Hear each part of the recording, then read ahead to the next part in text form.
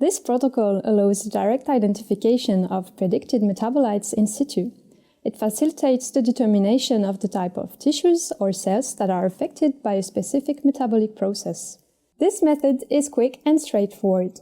It does not require a complicated sample preparation or compound extraction, and it allows the identification and localization of low-abundant compounds.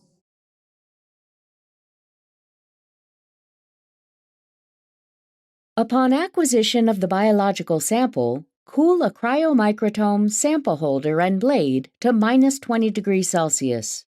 If necessary, pour embedding medium into a plastic mold placed within the cryomicrotome chamber and quickly add the sample to the medium.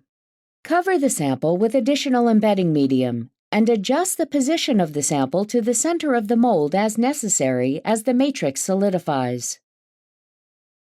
When the sample is ready, use embedding medium to mount the tissue onto the cryomicrotome holder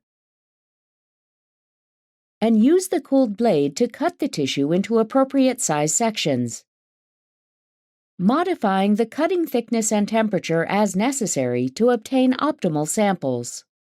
As each section is acquired, use an appropriate tool to carefully move the slice to an indium tin oxide-coated glass microscope slide, and place a finger under the slide to warm and dry the sample before placing the slide into the cryomicrotome chamber.